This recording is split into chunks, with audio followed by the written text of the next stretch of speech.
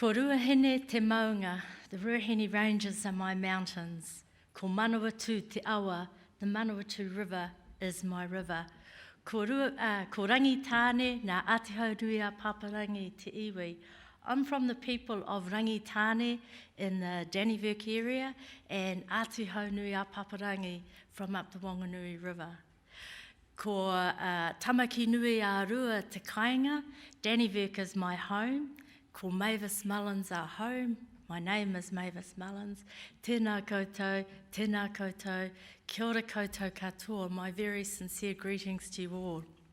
First of all, what a great conference program that has been set out.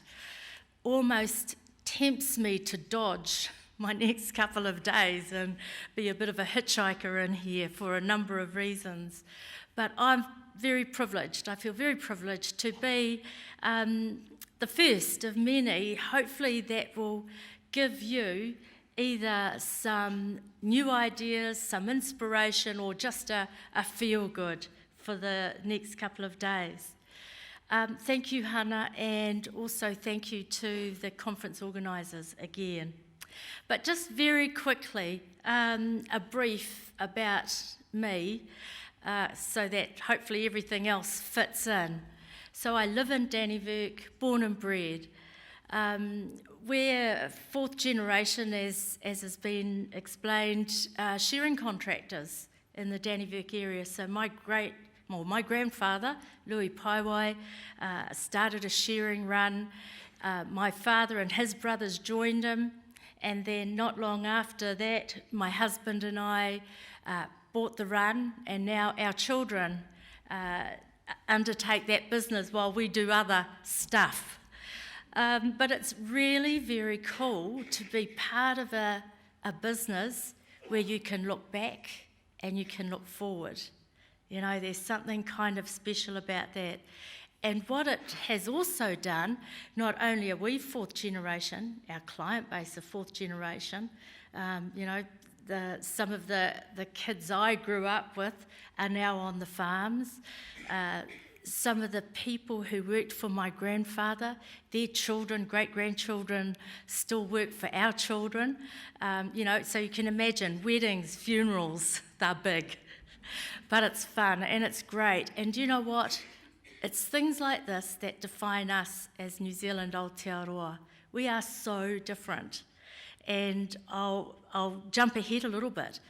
The name 2 Degrees of New Zealand's third mobile network, if you've listened to some of the kōrero about that, globally, throughout the world, research was done. Everybody is separated by 6 degrees of separation. AUT in Auckland did the same research. We're only separated by 2. Isn't that amazing? So you and I know someone. You and I know someone. And you know what? I think it's more than that. I think Māori are 0.5 because we're related to everyone. So it's that closeness, that connectiveness that make us special, that make us different. And I've had the privilege of travelling throughout the world, China, South America, through Asia. And you know, it's something really special and something we need to really just get our heads around, because it is going to be one of those things that's going to push us forward. So anyway, how did this wool handler, Rousey back in the day, get to where I am now? And I guess that's all part of the theme of aim for the moon, aim for the stars. My dad was, he was not educated through the academic system, but he was a very educated, wise man. And he used to say to us kids, it's better to aim for the moon and miss by a mile than to aim for your foot and hit it. Now, we used to laugh because everyone else laughed, not really getting the messages that something like that gives us. But I was going to say the older I get, and that's about it, but your journey through life, and when you have a constant like that kind of sits in the back all the time, starts to give meaning to every single thing. It's a very powerful whakatauki or saying that lives with me every day. And that has helped to actually, I guess, do things like transform, sustain, when you have something like that that runs through your life. And I'll give you an example. When we did our ISO 9002, it was quite interesting because we're just a little sharing gang back in the day from Dannevirke, and the only ones in our industry doing ISO was the Wool Board and PGG Wrightsons. And they said to us, you don't need to do that, it's for real business. So, when someone says that, right, get stuffed. We're doing it. We are doing it. The interesting thing is, when we undertook ISO, it wasn't about a certificate on the wall. For us, it was about something very real. So, for those of you who have had anything to do with the shearing industry, unfortunately, there's a lot of illiteracy, financial and written literacy, that is missing for us. So when ISO, which is very paper-based, said you have to have job descriptions, work processes, and they've all got to be, on the shelf, we're going, oh my goodness, that ain't going to go anywhere.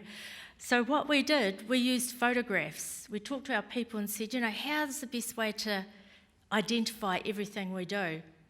Give us that camera, I'll do that. So, these pressers who are colourblind, didn't go through school at all, but who are fantastic workers, developed our job processes, and they did it through photos. It's interesting how when Talark came to audit us, they'd never seen anything like it. But it worked, and it worked well. So, I guess one of the things about that story is that it was the first time we realised we weren't just shearing contractors. We were in the wool industry. We were the first line preparation of $1 billion industry to New Zealand. Now, can you imagine what that does to people? For these little 15-year-olds that got kicked out of school, no one wants them, half of them are kicked out of home as well. All of a sudden, they're working for us and we're saying, you're very important. You are handling a product that has a value to NZ Inc. of $1 billion. They go, oh my goodness. Terror, then all of a sudden pride. When you aim for the moon, other things happen. And I'm going to probably offend you all now, but one of my very dear friends was a librarian down for the Wellington Post back, so that's telling you how long ago that was. And it's interesting because I used to say to her, when you say librarian, it's a bit like shearer. People used to say shearers and they'd go, ugh. Librarians always kind of had an aura of old, bit boring perhaps, wrapped up in books. When I think librarian, I think of someone who is the guardian of our knowledge, the keeper of our wisdom. That's a better name, much better. Because, when you talk like that, it conjures up images of mystery and magic, wonderful things where you're a guardian for the future generations of us all. A very, very, very important job. So the language we use, and of course you guys are the masters of it, certainly not me, but you are the masters of the language that's going to engage. And when we look at our young ones today, by golly me, some of them need big engagement. So the language we use is just so important. So I guess what I'm trying to do is just give a layman's perspective of how things are as I see them. It's interesting.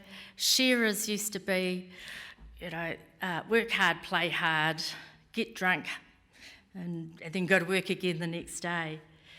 what I've been involved in is competitions, competitive benchmarking for these people. We've just completed this year, we've just finished hosting the World Championships, shearing and wool handling. We had 25 countries come to New Zealand to compete.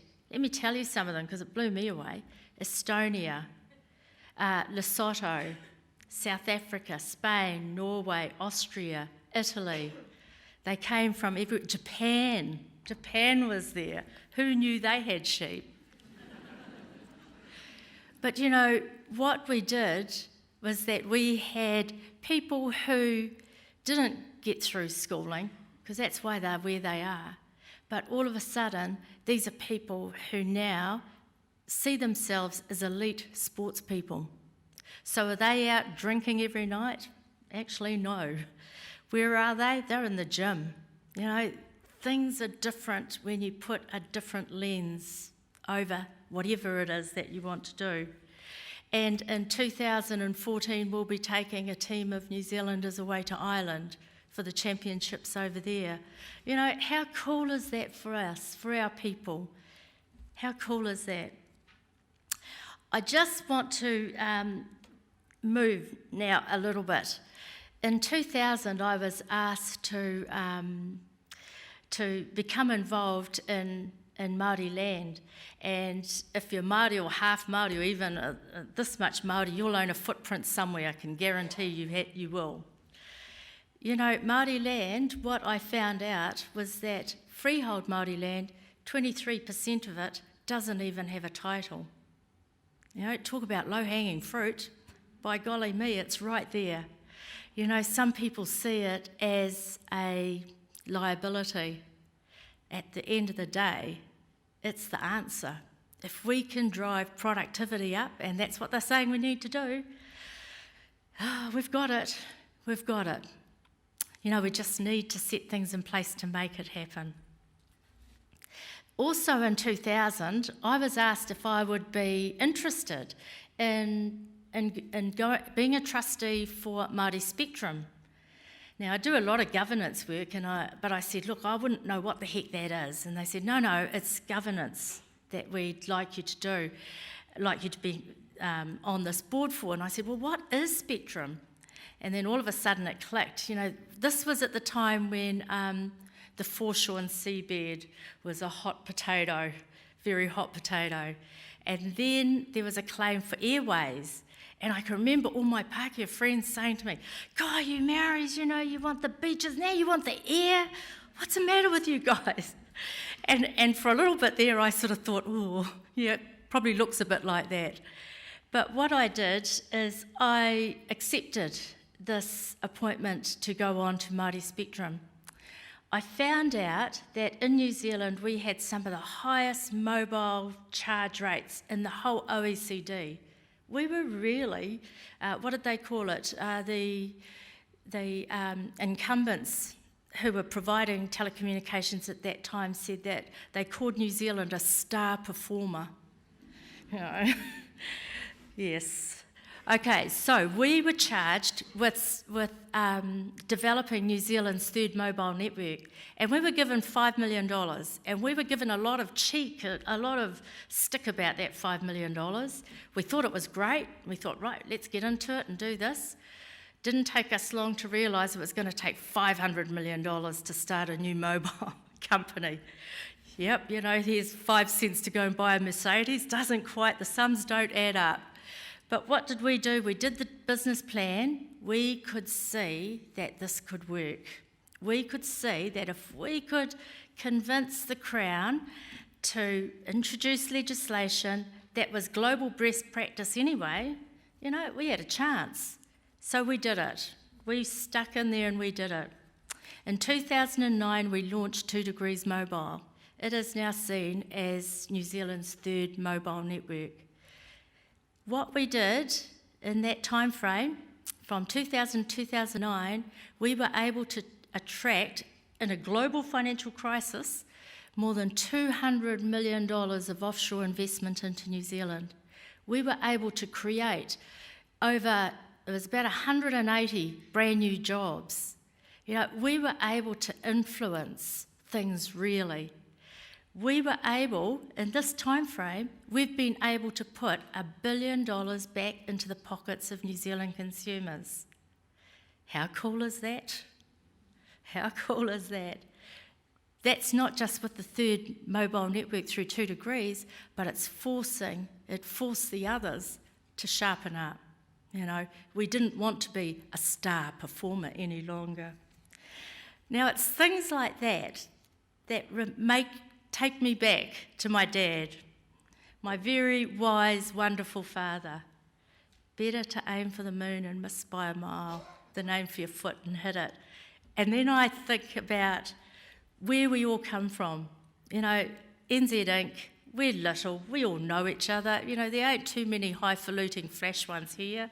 We all had our beginnings humbly. Most of New Zealanders did. We were a new colony, a new country for everybody. So, you know, the thing is, to aim high isn't difficult if you don't get there, you've moved. And I guess the message I'd like to leave with you today is, first of all, you know, transformation, what a great word. I love it, and we need it. Technology, it's on us. It's on us, and if we're not going to shift and move, we leave people behind again. We don't want to do that anymore.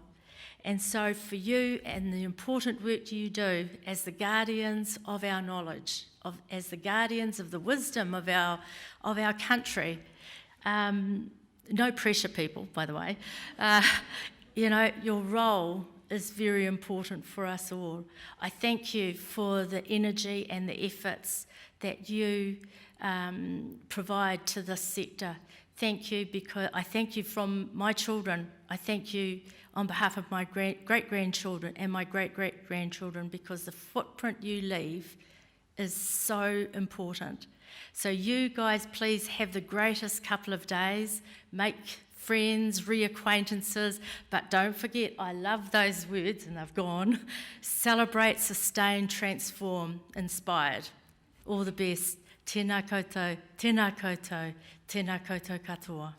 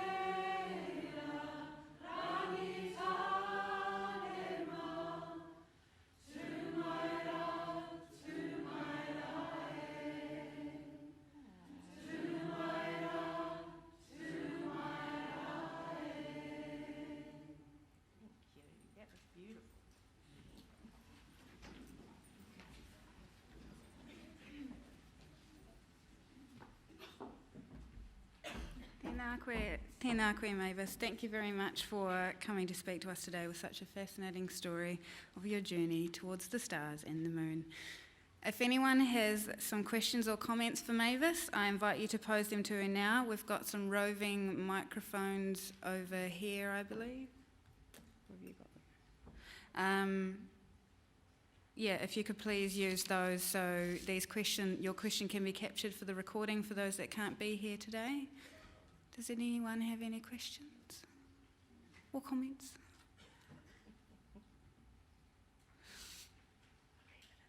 I thought... Sorry. My voice is probably loud enough to be heard. Are there any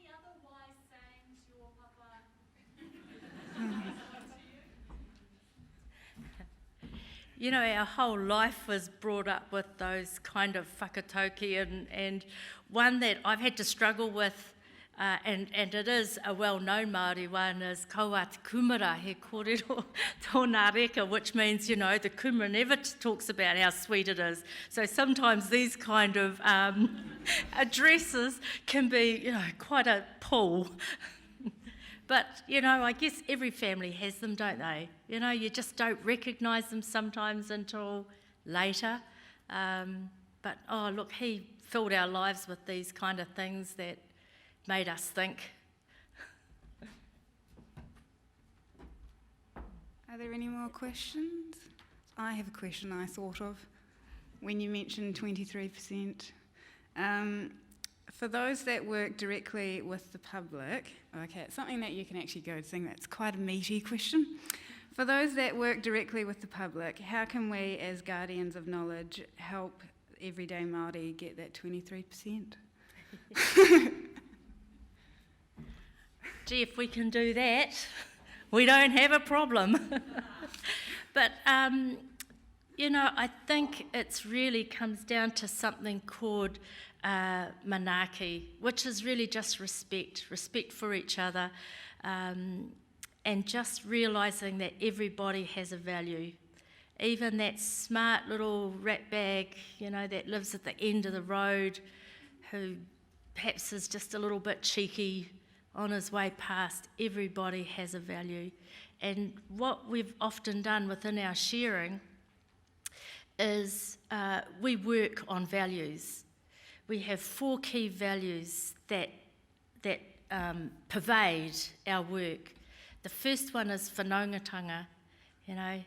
When you come and work with us in our business, you become family.